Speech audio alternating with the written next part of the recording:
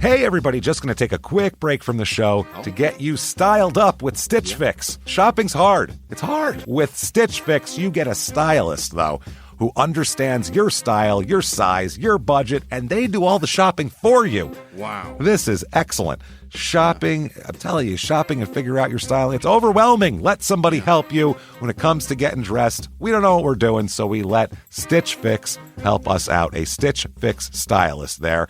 They know what works on us. We get the prices that make us look really good, and it feels good. You get some confidence boost walking around knowing that you're looking decent here. Oh, yeah. Yeah, we just give the stylist our sizes, style, budget preferences.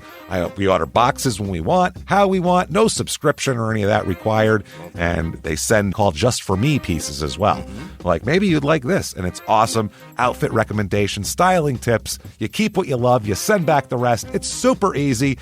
Yep. You can do it, and we are doing it because it's excellent. Personal styling for everyone. Get started today at stitchfix.com/STM. That's stitchfix.com/STM. Now back to the show. Hey everybody, just going to take a quick break from the show to tell you a little bit more about Rocket Money. It's the start of a new year. It's the perfect time to get organized, set your goals, prioritize what matters most. And for me, top priority is getting myself together here. Financial wellness, doing that, which that feels important, you know? Just feels like adult stuff that you have to do. And thanks to Rocket Money, my goals feel achievable now. They show me all my subscriptions in one place, help me easily cancel ones I forgot that I've been paying for, which happened to me. Absolutely happened to me. I had, for years, I was paying for something. I was like, what is going on here? Rocket Money found it and saved me lots of money since then, because it's been a while. So they did a great job here. Rocket Money is a personal finance app that helps find and cancel your unwanted subscriptions, monitors your spending, and helps lower your bills so you can grow your savings. Rocket Money has over 5 million users and has saved a total of $500 million in canceled subscriptions, saving members up to $740 a year when using all the app's premium features. Cancel your unwanted subscriptions and reach your financial goals faster with Rocket Money. Go to rocketmoney.com/smalltownmurder today. That's rocketmoney.com/smalltownmurder. rocketmoney.com/smalltownmurder. Now back to the show. Hi, I'm Ashley Flowers, and if you're like me and grew up watching America's Most Wanted and reading Nancy Drew, then hi, you're a crime junkie. And I bet that passion for solving mysteries never went away, which is why we've assembled a team of reporters to dig deep into all the cases we still obsess over. Each Monday, my best friend Britt and I will bring you a case that you won't be able to stop thinking and talking about. So join us by listening to Crime Junkie wherever you listen to podcasts.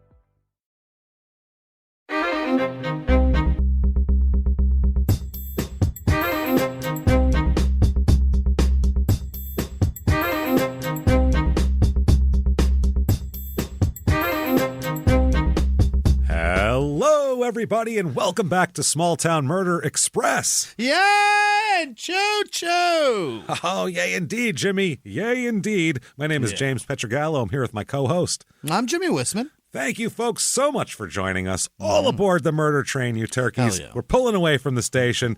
Gobble, gobble, indeed. Let's do this. Chugga, chugga, gobble, gobble. Let's get it on. So we have a crazy story for you today. Great. And a wild story. And somebody, I don't know why, but this person made me very angry. And I've just been so annoyed with this person all day putting this together. So we will get to that very quickly. First, though, shutupandgivememurder.com. September 8th, Atlanta. September 9th, Chicago. Or not Chicago, Right. Charlotte. Another CH city there. Those are your next dates that we're going to. Tickets available for those two dates and not much else for the rest of the year. Right. We have a few left in Dallas in December and then a couple left in Philly, and that is it. Everything else is sold out. Done deal. Thank you for being awesome. Shutupandgivememurder.com is where you get those tickets. Come out and join us. It's going to be a big party. We are jacked and excited for all of it. Hell yeah. You definitely want to also head over to patreon.com/crime and sports, where we have bonus episodes. Tons of them. Stuff. All kinds of bonus episodes. Anybody $5 a month or above. It's a cup of coffee.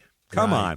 And just the price of a cup of coffee, you're going to get a couple hundred back episodes to binge on right away of bonus episodes that are available nowhere else. And then, of course, you're going to get 2 new ones every other week. 1 crime and sports, 1 small town murder. This week is no different. This week for crime and sports, we're going to talk about Karl Malone, and what the hell was up with him? Why did he impregnate teenage girls? Why was that not considered a bigger deal as he went on with his career? You tell us, Carl. Why didn't that get brought up every time Karl Malone, who impregnated a 13-year-old, wasn't that brought up every time he came to the free throw line? We'll talk about that. And the quarter was tough, but how was the third trimester? Yeah, how was that? And then for small town murder, two of the craziest murders I've ever come across. Yeah. This is kind of, you look at thousands of murders, and every once in a while you have one that stands out, and maybe it's not quite in the right kind of town. Maybe it's in a, maybe it's just the whole case doesn't work, but the murder is so crazy that you take it and you put it aside for something. And this is that day. We're going to put two of these craziest murders ever together and talk about them just because they're weird. So let's do this. That's patreon.com/crime and sports there. And you'll get a shout out at the end of the regular show. That said, I think it's time to get right into this because we have a lot of show here. Your stupid opinions. Next week, we will have a date for you on this one. It's going to be in September, an actual date that we know it's happening because we've been told it's okay and they're going to advertise it. It's happening. So we are jacked. Can't wait for that. That said, I think it's time to sit back, everybody. Let's all clear the lungs. What do you say here and hear a wild story? And arms to the sky, and let's all shout, "Shut up and give me murder." Let's do this. What do you say here, Jimmie? Let's go on a trip, shall we? All right. Earlier in the week, we were in Massachusetts. We've been in North Dakota, California. Let's head down south and go to Arkansas. That's everybody's reaction to it. Okay. Bryant, Arkansas. Bryant. Yeah. Bryant, Arkansas. It is Kobe. Like Kobe, exactly. Like big country. Central Arkansas. Central Arkansas, about 20 minutes outside of Little Rock. So this is a Little Rock suburb here. Yeah. About 2 hours and 15 minutes to Van Buren, Arkansas, which was our last Arkansas episode, Judging Mother. That one was I remember that. That was disturbing. Yeah, it was 6 months ago or so. This is in Saline County, and the population here is 20,299. So not a big place here at all. No. It's been growing a lot lately. It was half of that, 10 years ago, or 20 years ago. The median household income here is high. This is like if you want to get away from the city and have like a bigger house and stuff. Yeah. Median household income here, $76,965. It's a little bit higher. Median home price, $216,100. And we'll talk right now. It's a pretty hopping suburb. Our story took place in 2003. It was a lot more rural back then. So we'll talk about it. Little bit of history here. European settlers established themselves on the Hurricane Creek in the early 19th century. Yeah. Now listen to this shit. This is the local legend that I don't believe for a heartbeat. Not even for a second. Okay. Holds that these people were traveling to Texas when they came upon the flooded creek and were unable to cross for a few days. They had to wait for the water to recede. While waiting for an opportunity to cross the creek, they fell in love with the area and decided, fuck it, we don't need to go all the way to Texas. This'll do. Yeah. Now, what were they going to Texas for? Probably something, right? I can't imagine they were just like, well, never mind my land thing or my brother's got me a job in a mine or something. None of that shit. I'm staying here. This Rio's just as grand. Let's stay here. Screw it. It's river, creek, same shit. So there was a skirmish in the area during the Civil War that amounted to nothing. A couple people, I think 2 people were killed, a few were injured, and no ground was given either way. Rail service in the 1870s finally got the place cooking a little bit because it's a railroad now. Then it was hit by economic struggles in the early 1900s, early 20th century, and they continued when the Depression hit. Then they got even worse. So they weren't doing well. It wasn't the roaring 20s here. It was still they had a depression for like 40 years, these people. This is a tough, hard scrabble area. Then World War II saw then that comes up, but that actually helped the place. World War II saw development here, helped the place develop as demand for the area's bauxite grew. Whatever the fuck. Bauxite, bauxite. Oh, so it's some sort of it's a mineral. Yeah, it's a sedimentary rock with relatively high aluminum content. And it's the world's main source of aluminum and gallium. Is that right? Yes. So during World War II, They found bauxite deposits near Bryant. It became vital to the war effort, so then people moved here. Yeah. And between 1940 and 1950, the population increased from 173 to 387. My God, Which is a booming. lot. It's a booming place, 387. Reviews of this place. Let's get a few reviews in. Okay. Sure. 5 stars. Bryan is a small suburb outside of Little Rock and right after Benton, Arkansas. It is a very nice and safe neighborhood area with everything you really need all right there. It is filled with good people and wonderful jobs. Okay. I've never heard that before. Filled with good people and wonderful jobs. No assholes or shit jobs. No, not a McDonald's in town, huh? No McDonald's there. All right. Well, there is a McDonald's. It's only It's the wonderful good jobs. to work there. Yeah, it's just all managers. 3 stars is this one. Most of the time, natural disasters are not an issue. I would hope Bullshit. not. First of all, I would hope not. Then they say, but tornadoes and thunderstorms occur occasionally. Yeah. What else? What do you want? Earthquakes? What else? Arkansas is covered in tornadoes. It's Covered in them. always tornadoes. Tornadoes actually kind of spur some action in our story today, so that's interesting here. 3 stars. The restaurant selection is nice in this area, but when it comes to a nightlife, the area is lacking. Yeah, it's a fucking suburb of Little Rock. What do you expect? What do you want here? The happening shit's elsewhere. Wow, 2 stars. This is funny. Quote, I personally feel trapped here. This is when we start to get some real despondency. While the high school is fun, I find myself having nothing to do with friends. This is a high school kid writing this. Sure is, yeah. We have to travel to Little Rock for any restaurants or activity besides going to the park or each other's house. Luckily, it's only 20 minutes away, you whiny asshole. It's 20 minutes. Fucking drive there then. That's a long bike ride, James. Jesus Christ. The people are rude and stereotypical. My middle and elementary school experience were rough, and the teachers have scarred me. Oh. Scarred him. Wow. Or her, I don't know. We do not have enough money to eat healthy, nor does this town have the accessibility for it. Okay. I don't know. It's a kid complaining. 2 stars, and then finally 2 stars. This is my favorite one. 2 stars. The foundation is all off. That's it. That's the whole review. Foundation of what? Your house? The town? House, your family. City Hall? What are we talking about here? The society? Pizza Hut. What are we here? Structurally, this place is fucked. That is awesome. I found that hilarious. The foundation is all off. Like, you're supposed to know what that means. Okay. Things to do here. Bryant Fall Fest.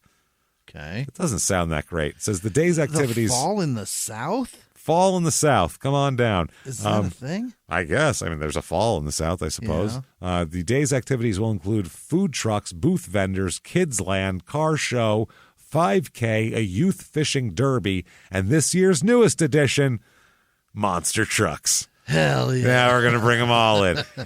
And then it says, quote, all in one day. Oh, all shit. in one day. We're doing it all in one day. One day, baby. Wrap it up. Fishing derbies for kids 15 and under. Yeah. You can do that. What's a fishing derby? See how many fish you catch or the biggest fish you catch. Yeah, or it's do you like go crash your boat into another kid? I think you try to do that, hope a fish falls out somehow. Try to knock a kid off a boat. It's fishing for fucking, I've seen those before. There's also go in his hand. There's face painting, bouncy houses, games, train rides, a petting zoo, and more. The Chamber is very excited to bring monster trucks to the 31st Annual Fall Fest. Come watch cars get crushed by a War Eagle at 11 and 11:30. Oh. Then you can take a ride in a monster truck. That's right. You can ride Wheels of Freedom for only $10. For $10, we'll try not to murk your child. Yeah, we'll do that. We'll stick them in there. And then also there's Wings Over Bryant, which is Arkansas's only air show. That's what it says. It's a public event. Whole state? Whole state, apparently, here. Yeah. Nearly 25,000 people showed up the first year, and they're expecting another deal here. They're watching Aftershock Jet Truck versus Pitts Raptor in a race. A jet truck? It's a jet. I don't know. There's a jet. No, they put a jet engine on these vehicles, James, that it'll burn your fucking eyes out and your nose when it goes down the track. Is it drag racing? This is an air show, so I think it's in the air. I don't know what that means. A jet truck? I don't know what a Pitts Raptor is either, so I don't know. That's a plane. I don't know. But a jet truck? Doesn't matter. Let's talk about some murder. Who cares? Put Let's some move fucking on. Wings on a monster truck? All right. We got to go back in time here, about 20 years. Okay. 2003. Yeah. All right. 2003. Let's talk about a couple here. Mm-hmm. James Craig Williams and his wife, Gwen. All right. 2003, we'll go around that time. We'll kind of back up from there. But they get married at a younger age. They have one child. One child amongst them. She's a little girl named Amy Williams, born in 1987. And from all accounts, like James is mom's attentive. Yeah. Takes care of the kid. James is a good dad, involved, kind, not an abusive lunatic, doesn't like beat mom in the living room or, any of this kind of shit. Decent guy. Seems to be a decent household to raise a child in. Everything seems fine, right? We're all good. Amy's happy. Amy's happy. March 1st, 1997 comes along, though. Okay. She's 14. 9 years old at this point. She's born in 87. And hasn't had a birthday. Okay, so she's 9 years old at this point. March 1st, 1997, 16 tornadoes were spawned in Arkansas that day. Oh, God damn it. Killing 25 people. Wow. So they said no weather episode since then has resulted in as many local fatalities as this. Really? Yeah. Yeah, that's better than a tornado. The deadliest one before that was in 1952. They had 111 deaths. But we also built things a little differently then. And, the foundations were way off. Way off. So there were 3 tornadoes during the event rated F4, which is that's big. Fucking strong. This happened between 2 p.m. and 7 p.m. Here, they said, and they said there were equally as many tornadoes rated as high. The Super Tuesday Long Track tornado of February 5th, 2008, and the Etna Denning tornado of 2011, and the Mayflower Vilonia tornado of 2014 were the 3 F4 tornadoes during this 21-year span. So every once in a while, doesn't happen very often. It seems like often enough to not live there, though, right? They got 3 in a day. That's too many. Yeah, and then in a decade, in 20 years, they had a bunch of F4s. That's too many F4s. Too many, yeah. So Amy remembers this tornado at 9 years old. Really? The girl. I'll bet you, yeah. She said it came on so fast, just like out of nowhere. It's a fucking tornado. That's what they do. Right. And she said her and her mom went to lay in the bathtub, and her father, James, went to look out the front door. Oh, James, don't do that. He said, I don't know. I guess he's crazy, is what she says later on, which is really annoying that she said that later on when you hear the whole story. Okay. Then she said he came running in and jumped in and laid across them in the bathtub, on top of them and inside the bathtub, hovering over them and also being inside the bathtub. She said she remembers looking up from being in the tub, laying there, and seeing the roof come off of the house and fly away. Gone. And she'll later say that the whole house was destroyed except for the bathroom, parts of the bathroom, and she said that is how she knows that there's divine intervention because of that. Meanwhile, where do they tell you to go during a tornado? The fucking bathtub. In the fucking bathroom, because it's the most structurally sound room in the house. It's got tile, pipes, porcelain things, heavy things. The bathtub the house is built around the tub. It's literally built into the tub. It's solid. That's why they tell you to go in there. Yeah. So there's a reason why you don't hang out in the bedroom and get blown away by a tornado. You go in the bathroom. So that's just a lot of loose shit everywhere else in the house. Yeah. She can thank 111 people who were sucked up in 1952 and they went, wow, we should probably go in the bathroom, huh? Fuck. Yeah, people that tried to hide under the table. Yeah, but she's given Jesus the W. What do you want? She's giving it up. She's giving it up to the big guy. It's fine. You could think whatever happens for whatever reason you want. Have fun. So, whole house is destroyed though. So their house is gone. Unless they want to live in a bathroom with no roof, it's fucked. Yeah, there's not a lot of privacy. No, that was when they lived in Little Rock, actually. Okay. So they end up moving to Bryant there because their house is destroyed. So they move out to Bryant. And she said at first, the first couple years, her parents tried to keep her in the private school that she was in Little Rock. But the commute and everything else was just too much with work and, drop her off It's hard. there. Yeah. It gets really hard. So they ended up taking her out of the public school or the private school and putting her just in public school. In Bryant. Yeah. And she said she was just so sheltered. She was in private school her whole life. Yeah. And had no idea what was going on. She's like 13 at this point. Yeah. You know what I mean? So to get a rude awakening about what life is really like. And that's what she said. It was a whole other world, private school yeah. and public school. Like, it was a totally different thing. She'd been so sheltered. She said on one of her first public school days, she'd been talking to a girl on the bus for a couple of days, whatever. And she said that they got off the bus and the girl asked her if she wanted to come over to her house and smoke a joint. Yeah. Want to come over? Yeah. It's 2001 or whatever. She's like, yeah, come over to my house. Let's burn one. Spliffy. Let's go. Amy didn't know what she was talking about. She didn't know what that was. She said, sure. She said, what's that? I don't know what you're talking about. She didn't know what a joint was because she had no access to it. Her parents are super religious, too. It's not like they're sitting around watching Cheech and Chong or fucking Dazed and Confused or something. You know what I mean? Like, they're watching like Pat Robertson and shit or whatever and nice kids programming and stuff like that. So she has no idea about pop culture or drug culture or anything. So she says, I don't know what that is. And the girl said, well, fucking come over and fucking hang out then. Well, you better come find out. Come find out. So Amy said, well, this girl seemed fine. She seemed like put together fine. Everything seemed fine. So whatever she's doing, it can't hurt, I guess. So why not? Right, I'll go over and hang out. And plus, I'm in public school now. I'd like to have some friends. Sure. So if this girl wants to hang out with me and she lives close to me, well, we should hang out. So she said she started smoking weed at 13 or 14. Mm-hmm. Later on, she says this very matter-of-factly, like this is how it happens to everybody, and it's, a foregone conclusion, which is annoying. Yeah. She said, you know how it is. The weed gets boring, so you start taking pills and you start doing this and that. And you're like, nope. At 15, she's saying that's what happened. No. I've been happy with just weed for decades now.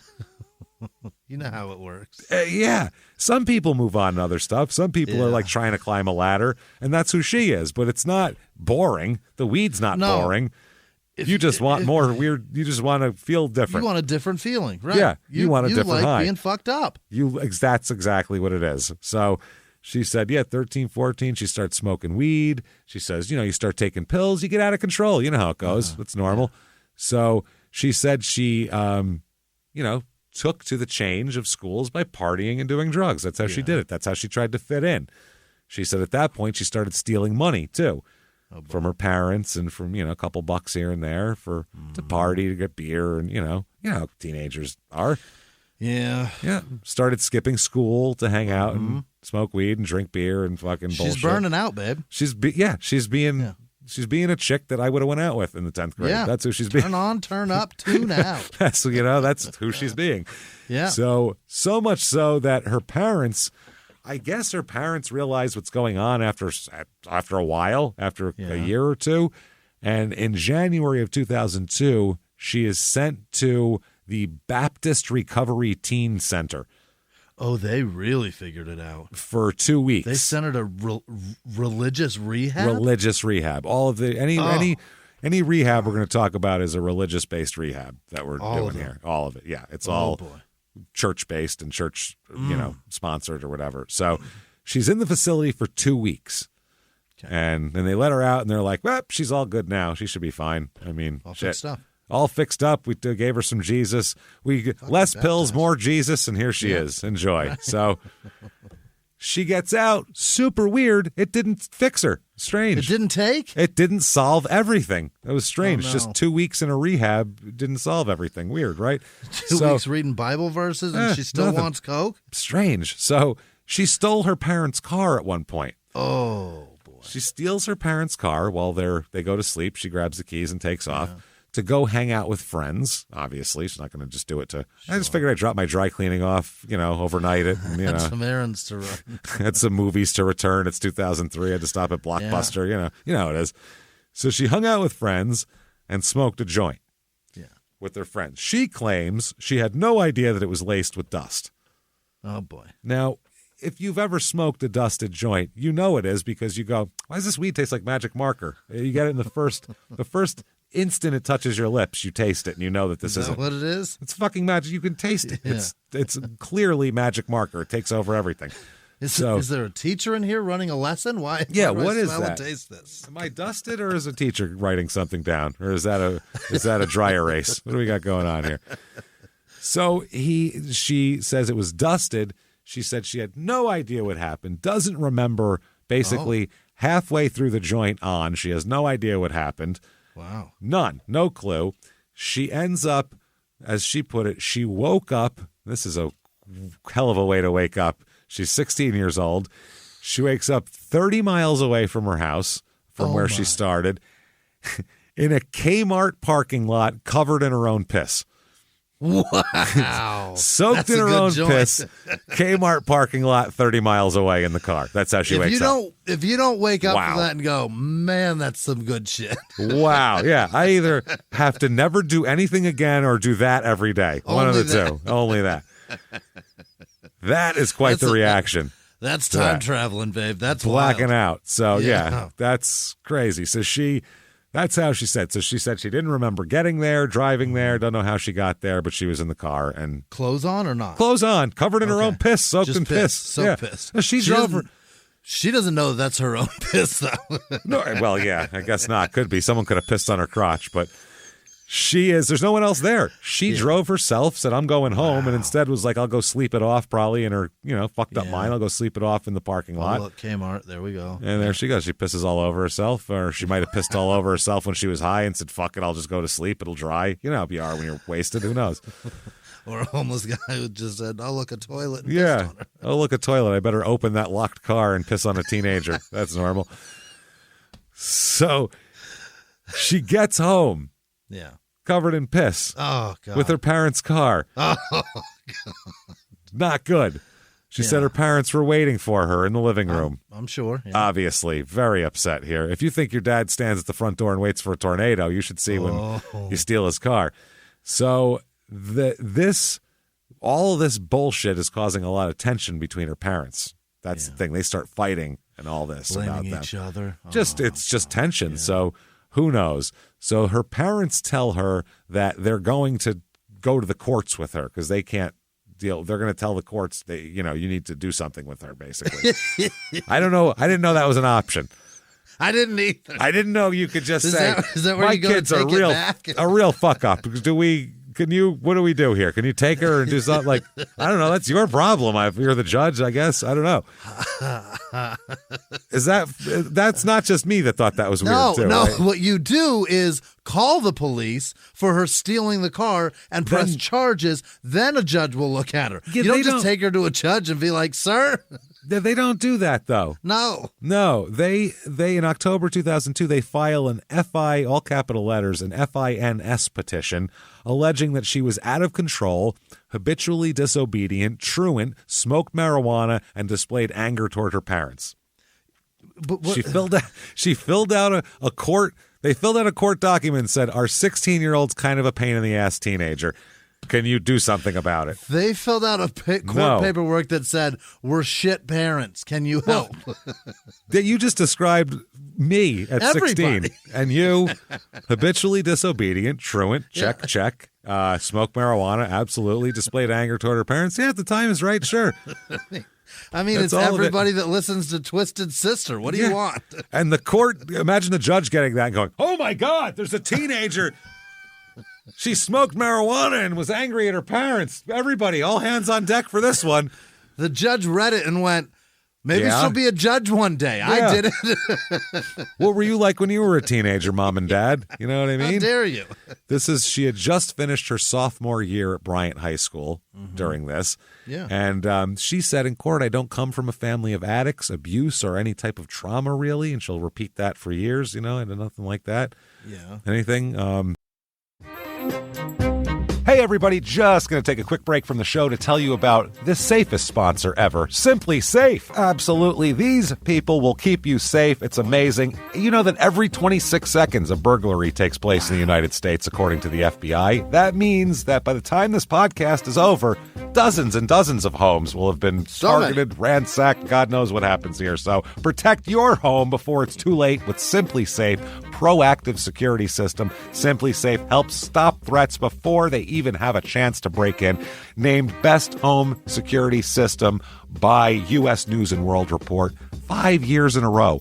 And by us for about the last 8 years as well. If you trust us, believe me, you want Simply Safe. So visit simplysafe.com/small to claim 50% off a new system with professional monitoring plan and your first month free. That's simplysafe.com/small. There's no safe like Simply Safe. Now back to the show.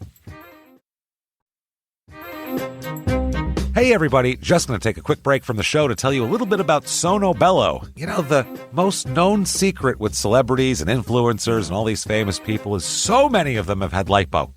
They've had lipo, whether it's a little touch-up here or a total makeover. Yeah. Nobody has a perfect body. That's the thing. No. They may look like it on TV, but there's things that help that. Absolutely.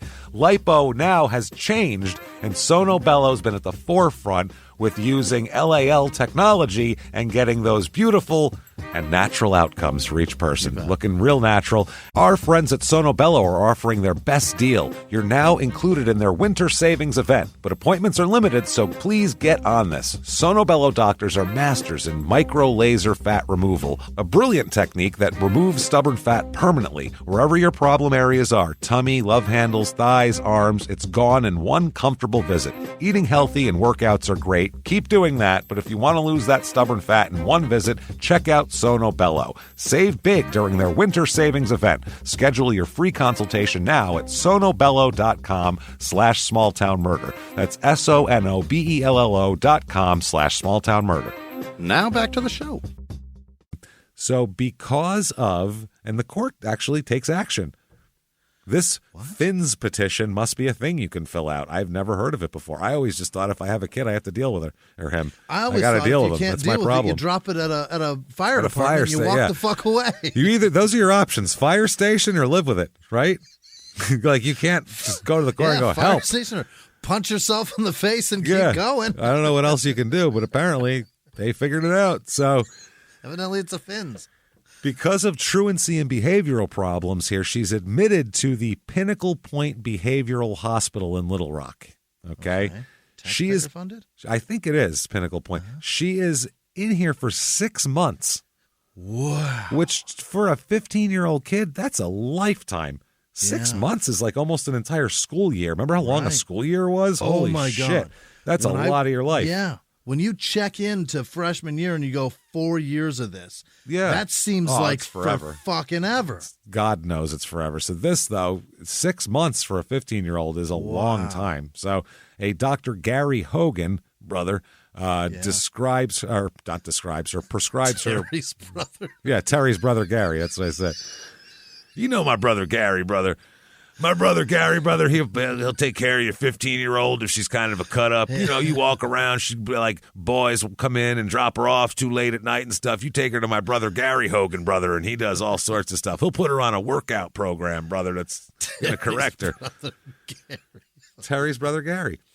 So 6 months, he prescribes Prozac for her and sleeping pills and stuff like that. I don't know. I'm not a doctor, but I'm not either. But she's not depressed. She's having a great fucking time. Like she's depressed. Yeah, I don't know. It doesn't seem like, but maybe in there, she was displaying depression because she wasn't doing what she felt like doing and was in the fucking Pinnacle Behavioral Hospital. I'd be depressed if you stuck me in there too, probably. Perhaps you're smoking weed and having a great time. Then you put somebody in some shit like this. They might become a little despondent. Yeah. So she said during that they went on a group tour to McPherson prison, to the prison there. It's Scared Straight. Yeah. Into the women's program, and she said there was all these ladies doing the whole Scared Straight thing with them, and I'll be fucking sticking my fist up your ass and all that kind of shit. You know what I mean? Like a broomstick. Yeah, all that kind of shit. So.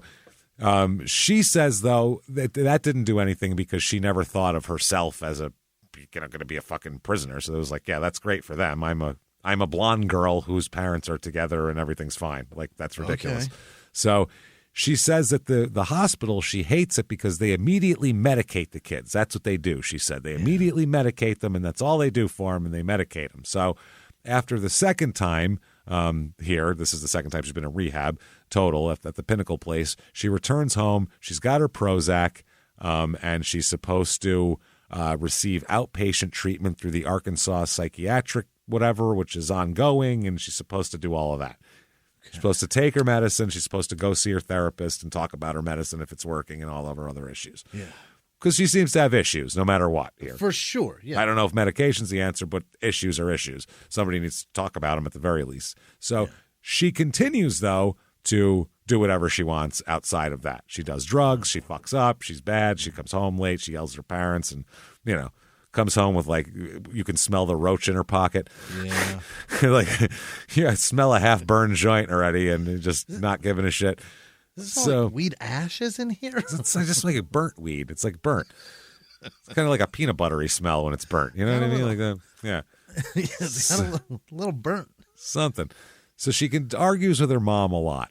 And Gwen, her mom, said that her behavior would include yelling, slamming doors, swearing, not coming home at curfew, being argumentative, and being angry. These are, again, that's teenage stuff. You yell, slam doors, swearing, not coming home at curfew, being argumentative. These are all the things that people do because they can't handle the fucking hormones that their body is creating. But she said she also had been in fights at school. Oh. And she's getting in trouble at school now, getting in fights at school all the time. Fuck? I don't know what her fucking deal is, but she is definitely, when she isn't truant, she's getting in fights apparently. You remember the girl that fucking fought all the time. That girl. Man. But that girl didn't have this home life, which is weird. No. That girl, you'd look at it and go, oh, yeah, she's got problems. I know the trailer she lives in, and I know all that. Now, she is going to move into a trailer now, by the way. Really? Yes, a rural trailer, but it's not like a scumbag trailer. It's just a rural trailer here. Okay. I guess mom can't take it anymore. She says she can't control this. The strife between the two parents after this have caused the parents to break up and move into separate residences. Oh, wow. So when she comes home from the hospital, the parents are separate. Yeah. And she moves in with mom, and then mom says, I can't handle you anymore. You're not listening to me at all. You're doing all the shit that you went into the hospital for. You're going to live with your father. Oh, boy. You're living with your dad now. That's what's going to go on here. Bye. Okay. So your behavior has caused your father and I to have a rift where we can't even get along. Yeah. Now I can't get along with you. You go get along with him. You go too, and it'll just be me. I've rid myself of both of you. That's it. All of my problems gone now. So, wow. Talk about, what did the one lady call it on a couple hundred episodes ago? Juvenile encumbrance, I think the one lady called her kids. I think that's what it is. So she is, yeah. Yep. She moves in with her dad in a rural trailer, and she says that, her dad had an easier time controlling her. Mom says so, too. Just dad has just an easier time. She always says she's like daddy's little girl, so she doesn't want to like disappoint her dad too much. So she gives her dad a little more leeway and tells her mom, like, treats her mom like, that's teenage girls fight with their moms a lot. That's normal. Yeah. It's just the thing. I mean, it's not even just teenage. You generally, what I've seen in my experience, I don't know if it's everybody, but you bond with the opposite sex parent. So if you're the boy, you tend to follow mom. You're the girl, you tend to follow dad. It's a weird thing. So July 30th, 2003. Yeah. So this is summer vacation for her. Sure. She's off school. James, dad, he gets up, he goes to work. Okay. Amy wakes up about 12:30, 12:45 in the afternoon. Yeah. She's living the life right now. That's great. Fantastic. Shortly thereafter, she spoke on the phone with her dad here. And then she said she was laying on the couch. He's at work. She's laying on the couch, just chilling, doing your teenager July 30th thing. And she said she, quote, saw a blackness in the hallway. Uh-oh. I saw a blackness forming in the hallway, an evil presence. It was... like the shadow monster. Like, think Stranger Things. Yeah, an evil... I see. In the trailer, too. In the trailer, yeah. This is she's ahead of her time, this girl. So it's just accumulating. It's amassing right now, an evil presence in the hallway. She feels it, right? She can tell, okay? So she said as she's laying there with this evil presence forming and this blackness forming in the hallway, she formed a plan to kill her father if he came home upset, quote, because, as she said this later, because I knew I wasn't going to take that. I'm not going to take any of his shit. Yeah. So she said as soon as she woke up, she felt a weird feeling that day, and then the evil blackness, forming in the hallway, and she's not going to take it. Again, twisted sister. She's not going to take it. And she said that a strange thought entered her mind, and that was she could just, her thought was just, quote, kill your dad. Yeah. Yeah, we've all had that thought, right? Just kill your dad. So, okay, that thought. She said that her father never hit her, never, did terrible things to her, didn't molest her, didn't do anything to her. He'd yell at her from time to time and constantly told her she was bad because she was using drugs and not coming home on time and skipping school. Which is being a parent. Yeah, like a dad would do. Hey, you're skipping school to do drugs and fuck around and steal my car. That's bad. Stop doing that. Knock that shit off. That's a parent. If he didn't do that, I go, what a shit fucking parent he is. What an asshole. Yeah. So around 1:30 p.m., she took an hour to formulate this whole thing. She takes a deer rifle from her father's closet. He's at work still. She loads it. She puts earmuffs on for hearing protection and everything. Wow. And she goes out back and fires off a round in the backyard just to see what kind of kick it has, and she can control it and give it a test. Shot. Yeah. Later, though, she says she got her dad's gun and practiced shooting all day, she said. Oh. So I don't know. Originally it says one round, but then later on she says she kept doing it. I'm not sure. If you're doing it all day, Dad's going to notice that many rounds are gone. Yeah, he's going to notice, or unless he's got boxes upon boxes. God, if he's like an avid deer hunter or something, I don't know. But scares the shit out of me. Yeah, that's a lot of. But I don't know if he's they were on sale and he's hunting season's coming up. I have no idea what you do in rural Arkansas. Yeah, they had a big sale over there at the. Whatever the shit. It was buy one, get 75 free. That was amazing. You should see it, man. We all had trunks full of the shit. So she gets her dad's gun, does all that. Then afterwards, when she's all done, she takes the earmuffs off. Yep. She reloads the rifle and puts it back in the closet. Like it never happened. Okay? Loaded rifle in the closet. Okay. So yeah, loads it up. It's in there. So dad comes home from work, as he does. Gets a drink, makes some small talk here. They just, how was your day? She said, good. I was okay. How was your day? She got a drink. He got a drink, I mean. And then at that point, she said, quote, it was like something else was in control of my life that day. You're going to see a pattern of never fucking being responsible for shit with this girl. Passing the buck already. To an evil presence, to not be. There's no one else here, sweetheart. It's just you, babe. That's it. So fucking figure it out. You know what I'm saying? She, it felt like someone else was in control of my life. She said at that point, he's sitting in a chair watching television. Yeah. She went in and got the loaded rifle and the earmuffs and put them in her bedroom. Okay. All right. She then asked her father, would you come here for a minute? He came down. He asked her she asked him to look that way so he would turn his back to her. Yeah. Facing the bedroom. On the wall? What's over there? So he turns his back to her bedroom door, which she's seeing him through the bedroom door there. He turns around. At that point, she puts the earmuffs on, grabs the rifle, which she already had cocked, and shoots him in the fucking back. Coward shit. Yes, shoots him in the back. He falls down. Yeah. Okay. She said later on, quote, when I saw him fall, something inside me shifted. That's what she said later on. But it didn't shift that much because she also says she panicked, and rather than calling 911, she came over and shot him again. Chambered another. And made fucking sure he was dead. Oh, my God. Execution style on the fucking ground. Then, again, doesn't try to help him, doesn't call 911. She grabs his keys and wallet and takes off. Okay, now we've got robbery. This is, now you're making it really bad for yourself. This is way what death worse. Penalty cases are, is this right here. You know what I mean? She said, quote, so I get and run in my dad's truck. I realize the gas is almost empty, so I have to get gas. So she's brought a wallet. Yeah, so she's going to fill up gas. As she's going to get gas, she passes her mother on the road. Oh, my God. Her mother knows she's not supposed to be driving her father's truck. Yeah. And what the fuck is she doing out here? So her mother fucking pulls a U-turn. And follows her. So they pull over to the side to talk to each other there. And she told her mom, I need to get the cops because someone broke in and hurt Dad. She acted like she got the truck and took off to go get help for her father. So thank God I ran into you on the road. That's what she's trying to get across here. So they go to the cops, and the cops come to the house. So you got to come to the house. They come to the house. And at this point, she just starts making shit up for the cops. Like what? Well, just that other people did it, I came in and I heard a gunshot. I don't know what happened. Meanwhile, he's Never in front of her bedroom door. Yeah, right. You know what I mean? If they do the fucking test on her hand, they're going to see she's just fired a rifle. Like, it's terrible, not well planned.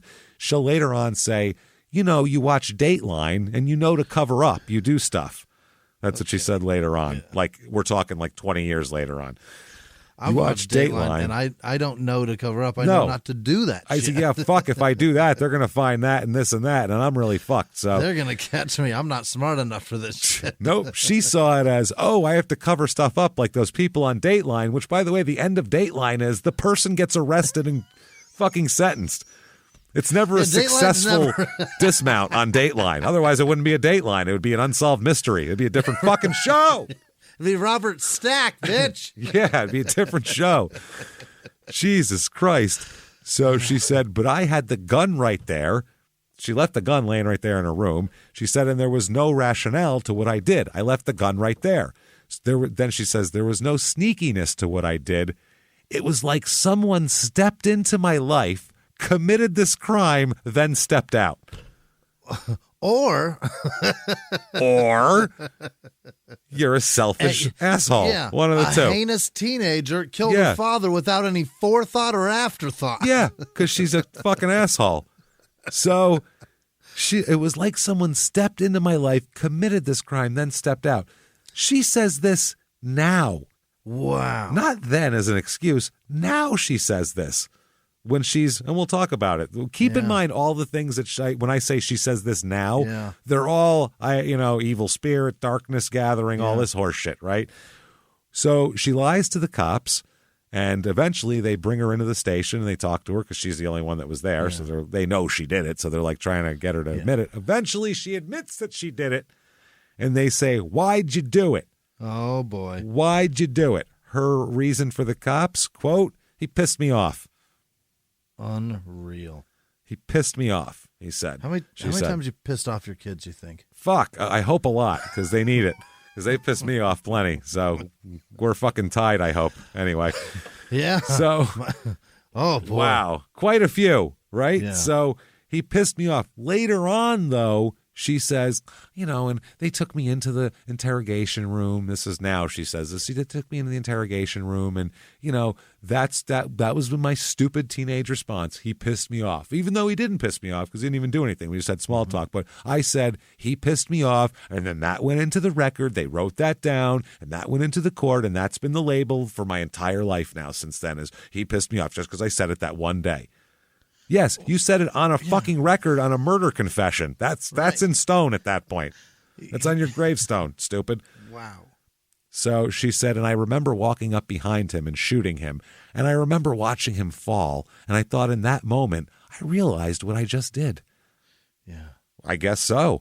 By the way, on the way to her mother, she stopped at Harvest Foods and took $150 out of his fucking bank account. From the ATM there. So there's also that. That's more than gas money also, isn't it? Sure is, yeah. Oh, back then?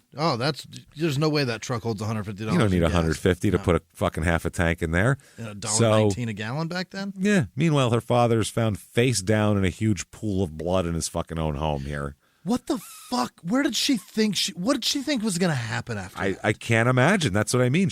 An evil spirit took her over. Yeah, okay.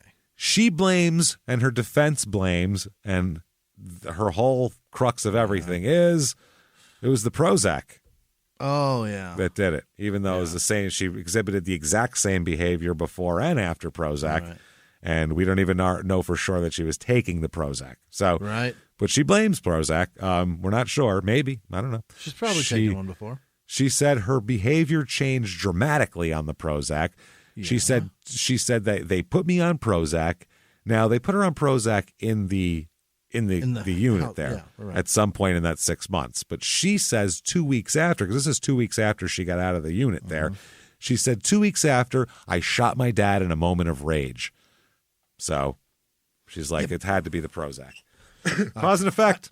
Yeah, I mean, there are a lot of people that do claim that Prozac causes a lot of irrational behavior when you're off of it. I tend to believe that medicine like that probably. Oh, it can. It can certainly. fuck with your brain chemical, with your balance. It's absolutely. But you have to take fucking responsibility for your own actions. You still know what murder is, for sure. That's the thing. It's a. You still know it's not right. There's a scale of yes, you feel like this, you feel like that. You might have like ideations to want to do that, but you can't fucking do it. Right. You know what I mean? That's not. Yeah.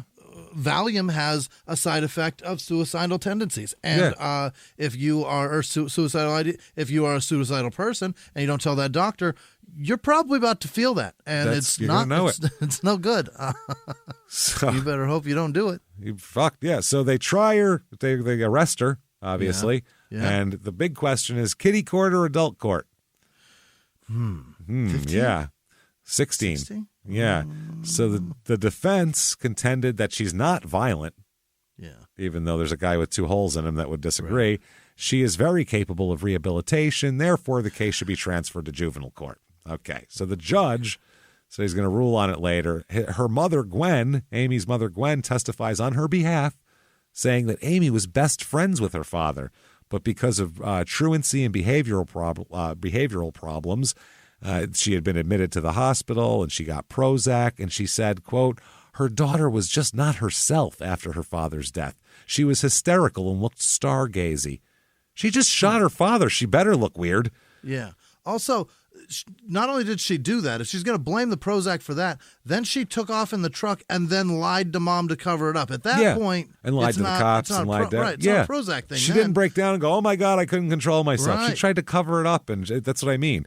And later on, oh man, I just hate an evil spirit got a hold of me. It was just something in me. There was a darkness forming. These are serpent. These are all things, by the way, that if you tell a certain audience, they'll eat it up and believe that shit and then do anything you fucking and then we'll talk about that in a minute. There's some places where those audiences thrive. It's what I mean. So like Arkansas is one of them. Yeah. So they tried to make an attempt to move it. The prosecutor may charge this is the law. Prosecutor may charge a juvenile in either the juvenile or criminal division of circuit court when a case involves a juvenile at least 16 years old who engages in conduct that, if committed by an adult, would be a felony.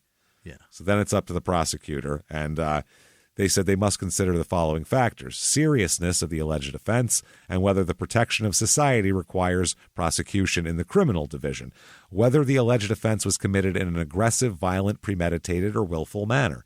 Sure.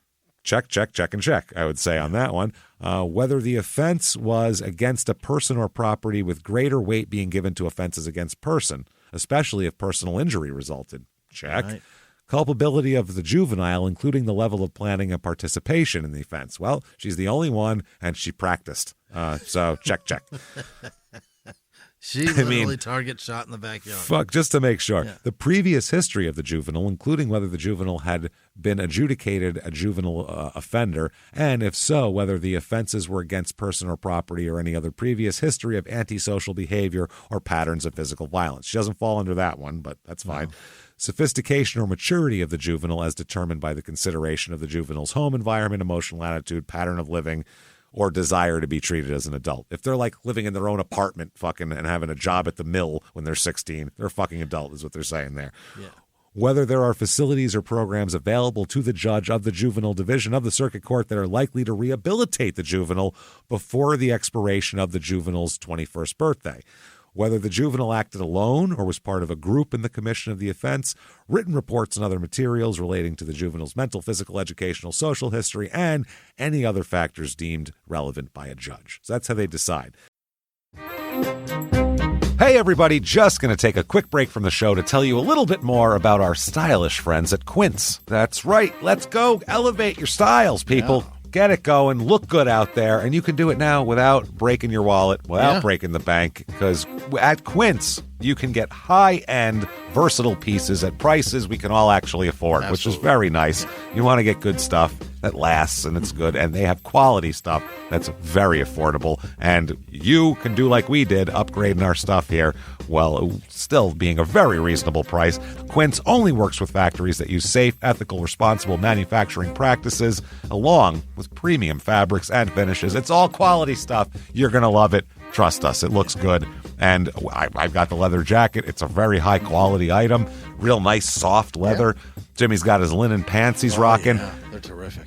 Come on, be like us. Be fashionable. Get in there with Quince. Indulge in affordable luxury. Go to quince.com/smalltownmurder for free shipping on your order and 365-day returns. That's QUINCE.com/smalltownmurder to get free shipping and 365-day returns. Quince.com/smalltownmurder. Now back to the show. Hey everybody, just going to take a quick break from the show to tell you a little bit about a very cool place, Thrive Market. Yes, we are both looking to get into the healthy swing this year. The problem is I don't know what's in everything, and I don't know if even I'm qualified to even read the labels to know if that's good or that's bad. Right. There's chemicals in things, and there's things floating around. I don't know what I'm doing out there. One of my favorite features, and I know you were talking to me about this, is the Healthy Swap Scanner in the Thrive Market app. Yeah, it's simple. You scan any item, and it'll instantly suggest a cleaner, healthier grocery alternative, it's great. Amazing. Yeah. That's great. Thrive Market also takes the guesswork out of finding these safe, healthy foods. For example, like I'm trying to get my protein intake up for energy. I'm always moving around. I need stuff, and I love that you can filter their site by the high protein options. Nice. It's very cool, and you can personalize this portion, and you can put filters on it, and get ready. You should be ready for a junk-free start to 2025. Get ready for it and head to thrivemarket.com/smalltownmurder and get 30% off your first order plus a free $60 gift. That's THRIVE market.com/smalltownmurder, thrivemarket.com/smalltownmurder. Now back to the show. Calling all dog owners. Your furry friend deserves top-notch nourishment, and Ollie delivers the clean, fresh nutrition your dog needs in 5 flavors they'll absolutely flip over. Ollie is made in U.S. kitchens with ingredients carefully sourced from trusted growers and producers around the world, with absolutely no harmful fillers or preservatives. With protein-first recipes like fresh beef with sweet potatoes, fresh turkey with blueberries, or fresh lamb with cranberries, you might start thinking, dang, my dog eats better than I do. And that's probably true when it comes to Ollie. Give your pup a fresh start this new year by letting them taste test a personalized meal plan with Ollie. Head to ollie.com/Wondery. Tell them all about your dog and use code WONDERY to get 60% off your first box of meals when you subscribe today. Plus, they offer a clean bowl guarantee on the first box. So if you're not completely satisfied, you'll get your money back. That's OLLIE.com/Wondery and enter code WONDERY to get 60% off your first box. Start your dog's new year off right with Ollie. Start your dog's new year off right with Ollie.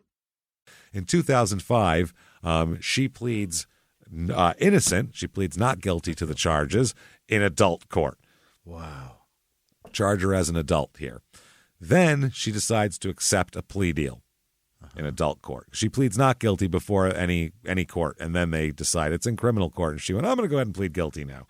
Okay. So, in court during the plea, they said she's crying on her mother's shoulder as she pleaded no contest to shooting her father. They asked if she pleaded no contest to the murder and theft of property charges, and she uttered a barely audible, yes, sir, with her arms tightly wrapped around her mother, is what the paper said.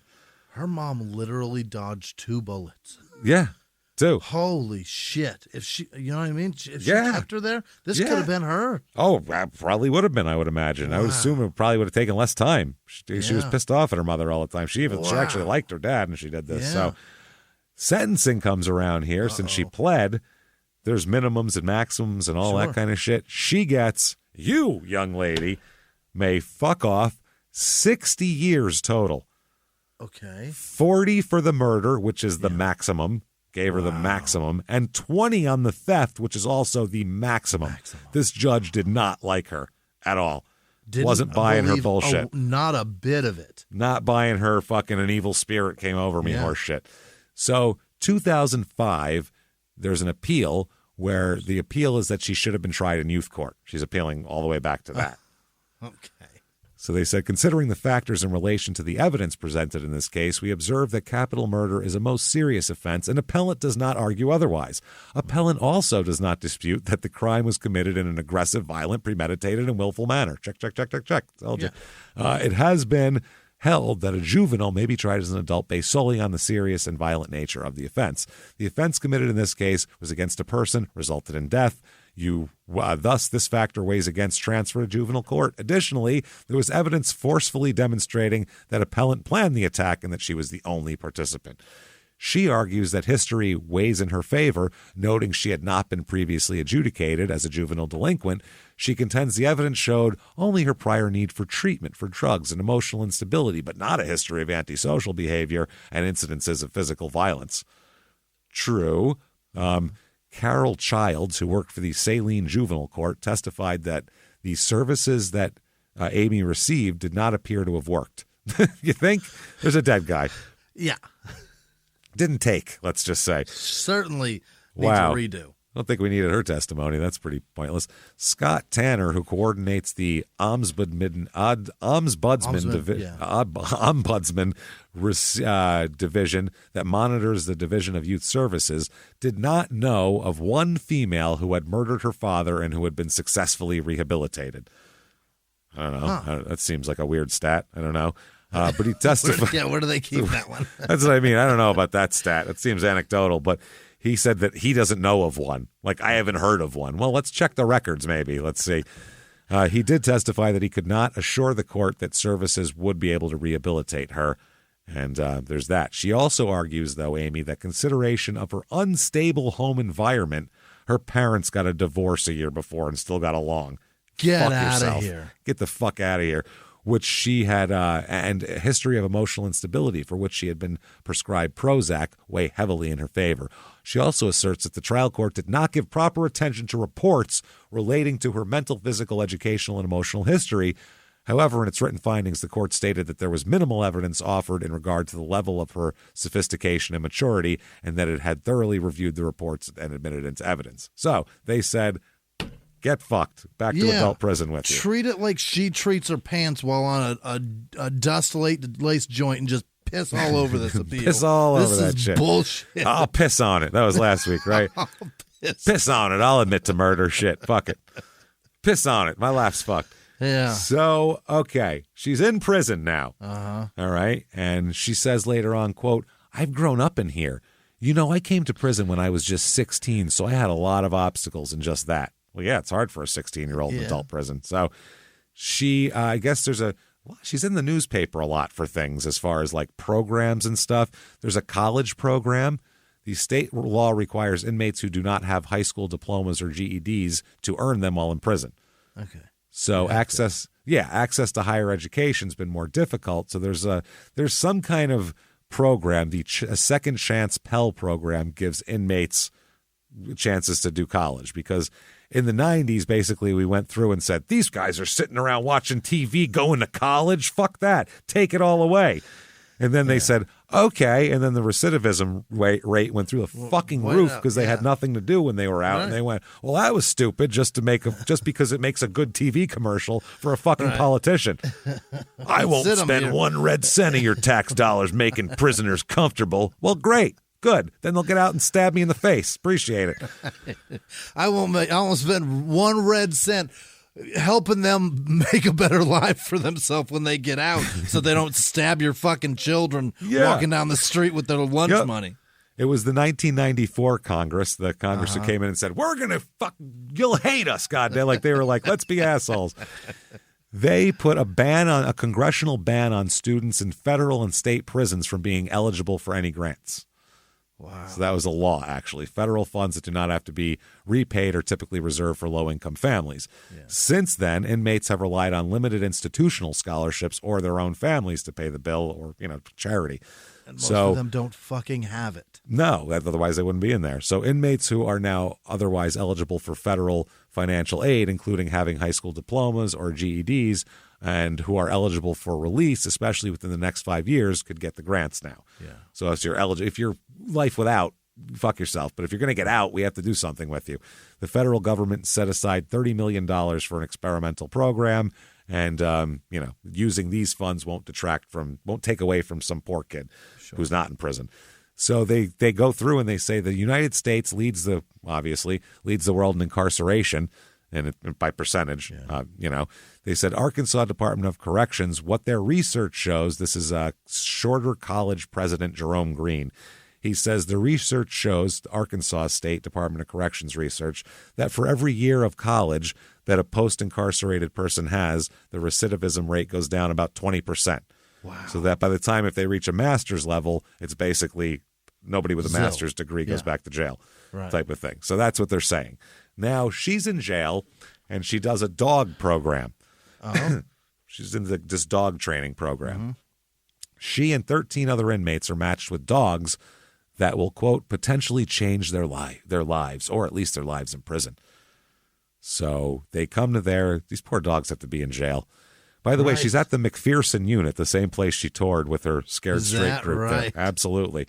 She explains, quote, it's kind of emotional because, like I said, it's been 18 years since I've been around an animal, and so it's almost like a reminder that I'm capable of loving again.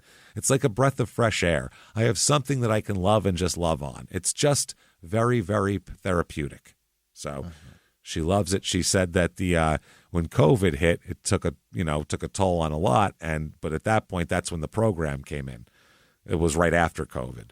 She said, I think the timing is perfect. You think about the year we just came through with COVID, and, we've been separated from our families and we haven't been able to contact them like we did.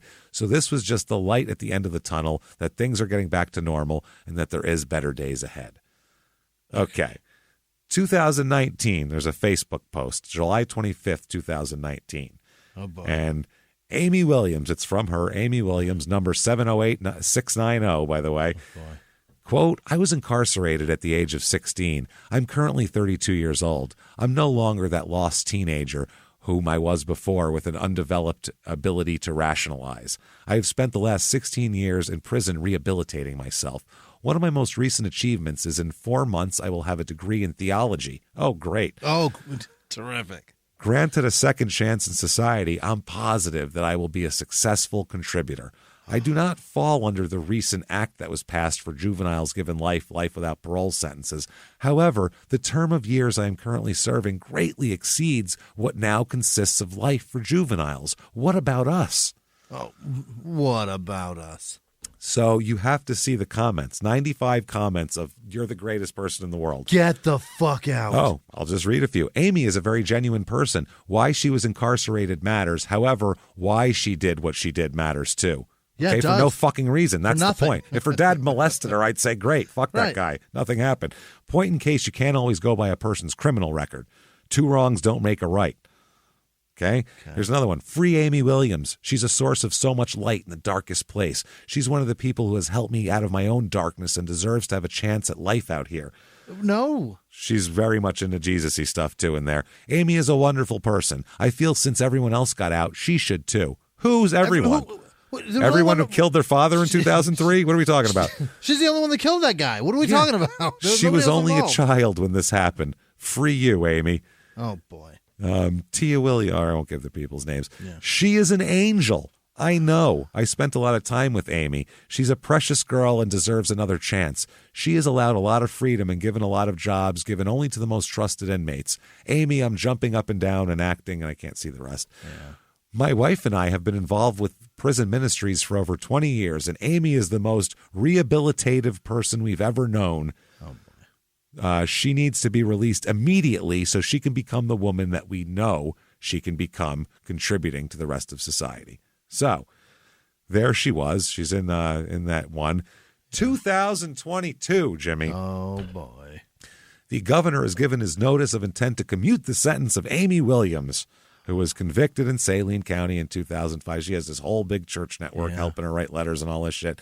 Commute it from a total of 72 or 720 months to serve the Arkansas Department of Corrections to 278 months and 3 days, making her last out time October 3rd, 2026. Oh, wow. That would be done and completely done. There's no law enforcement objections to the application.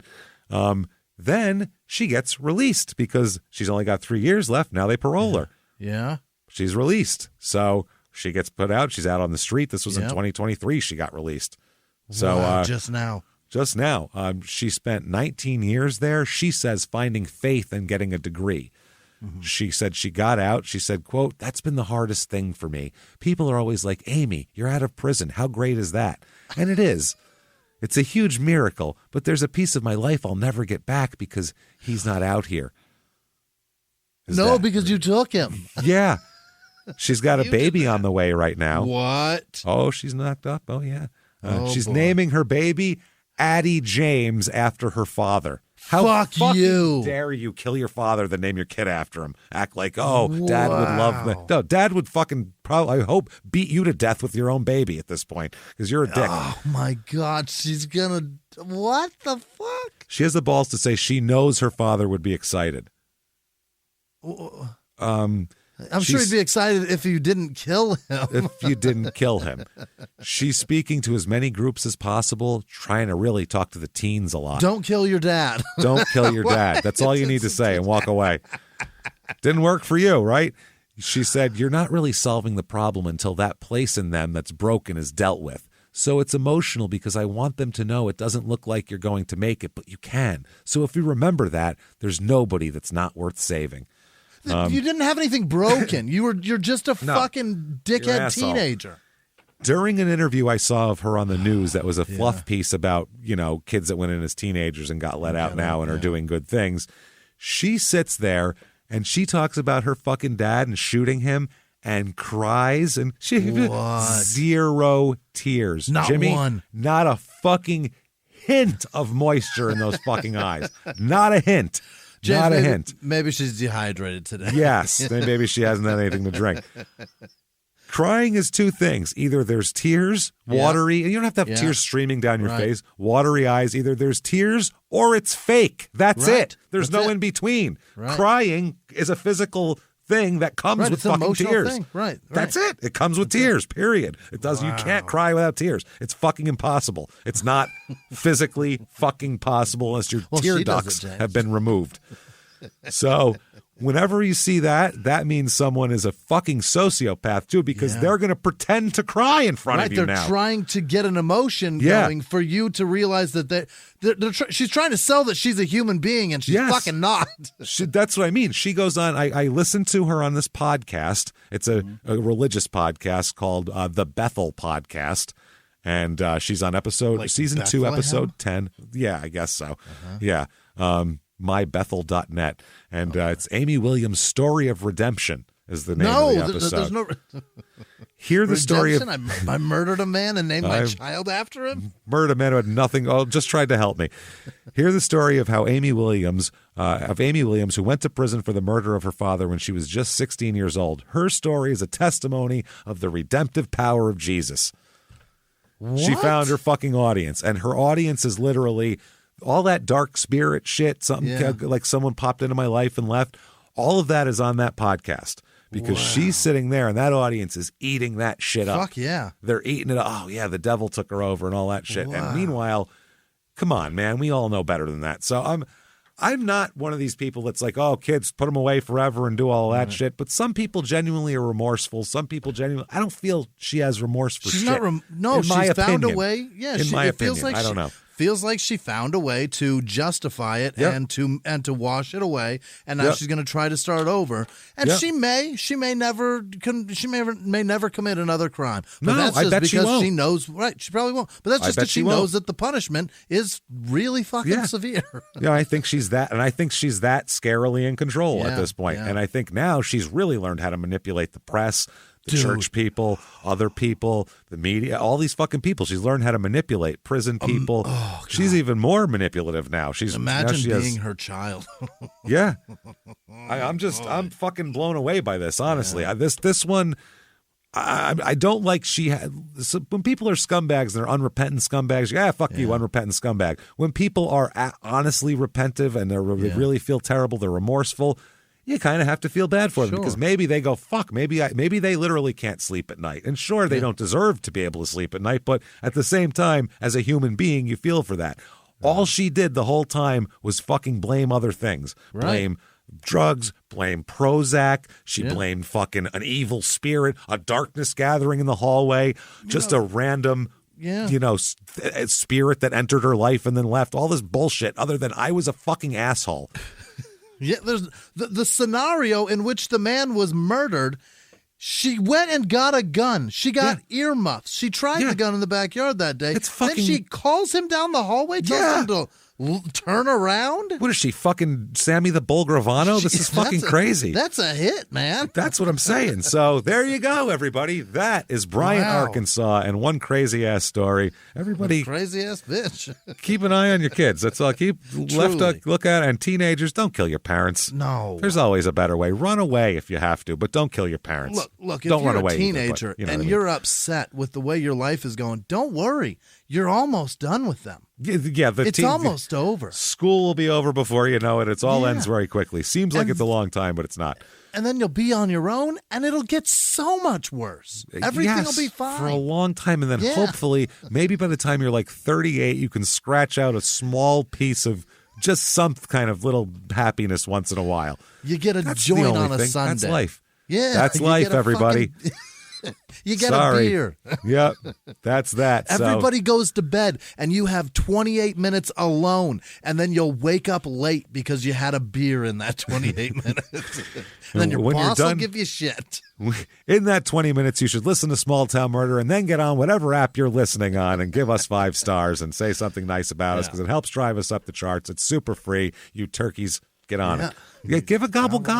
Get on there and gobble up. That's what you just put gobble. Let's see how many gobbles we can get because that's fucking hilarious to me. So thanks for doing that. If you've done that already, get on there if you haven't, please, and do that. Follow us on social media. Mm-hmm. We are at Small Town Murder on Instagram, at Murder Small on Twitter, at Small Town Pod on Facebook. You can also head over to shutupandgivememurder.com. Get your tickets for live shows. Yeah. September 8th, Atlanta. September 9th, Charlotte. Get your tickets for those. Also tickets for December in Dallas and a couple left in Philly, I think in November or October or something, but the rest of them are all sold out. So thank you for doing that, Pad. That's shutupandgivememurder.com. Patreon.com/crime and sports is where you get all of your bonus materials. Oh boy. Everything. And there's so much there. Anybody $5 a month or a it's a cup of coffee, everybody. A cup of coffee. You can get one day, skip the cup of coffee, put that $5 into this, and you're going to get a lot of reward for it, including a whole back catalog of a couple hundred episodes of bonus stuff to binge on, stuff that you can only get on Patreon. And then as well, every other week, we're going to bring you 2 new episodes, one crime and sports, one small town murder. And this week is no different. This week for crime and sports, we're going to talk about Karl Malone. Yeah. How such a beloved guy, beloved by everybody too. People in Utah, everybody. How did no one know he was impregnating a teenage girl and doing all that? How did that slip under the fucking radar? Why did his career exist? Let's talk. Yeah. How does he not A, in jail or B, ostracized from the league? I don't know, but we'll talk about that. And then 2, for Small Town Murder, we're going to talk about 2 of the craziest murder stories ever. Just 2 stories that I have found that I had to put aside that never fit into a box as far as couldn't get a whole episode out of them, out of one because it's not enough or whatever. But the actual highlights of these 2 are so fucking bonkers. We're going to combine them into one crazy ass story, and it's going to be fun. So we'll combine those 2 murders. We'll not tell one story. We'll tell separate stories, but in one Let's do it in one story with merging them together. Oh, that'd be cool. Put the people, we'll mix it. Oh, he killed her now. Shit. Okay. That'd be confusing. So that's patreon.com/crime and sports is where you do that. If you want to follow us on social media, very easy to do that as well. You just get on shutupandgivememurder.com. Links to it all right there. Come see us at live shows. Your Stupid Opinions is coming in September. We finally have a date that we can announce next week, and we're very fucking excited. And it's going to be that date, period. That's it. That'll be the release date. They're going to advertise for it and everything. So get in there and get excited about your stupid opinions like we are. So thank you so much for listening, everybody. Do not kill your parents. Right. And if you do, don't blame an evil spirit. Just say you were a fucking asshole. Take the responsibility. They'll let you out eventually, but don't kill your parents. Absolutely not. So that said, everybody, until next week, you turkeys, it's been our pleasure. Bye, Amy.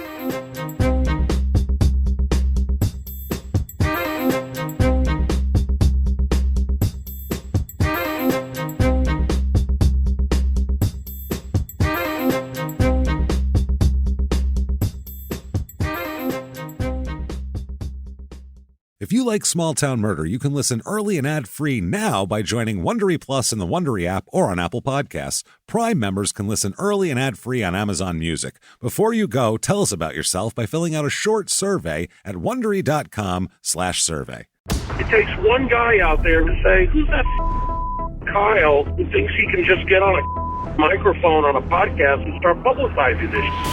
From iHeart Podcasts and Tenderfoot TV comes a new true crime podcast, Crook County. I got recruited into the mob when I was 17 years old. Meet Kenny, an enforcer for the legendary Chicago outfit. And that was my mission, to snuff the life out of this guy. He lived a secret double life as a firefighter-paramedic for the Chicago Fire Department. I had a wife and I had 2 children. Nobody knew anything. People are dying. Is he doing this every night? Torn between 2 worlds. I'm covering up murders that these cops are doing. He was a freaking crazy man. We don't know who he is, really. He is my father, and I had no idea about any of this until now. Welcome to Crook County. Available now. Listen for free on the iHeartRadio app, Apple Podcasts, or wherever you get your podcasts.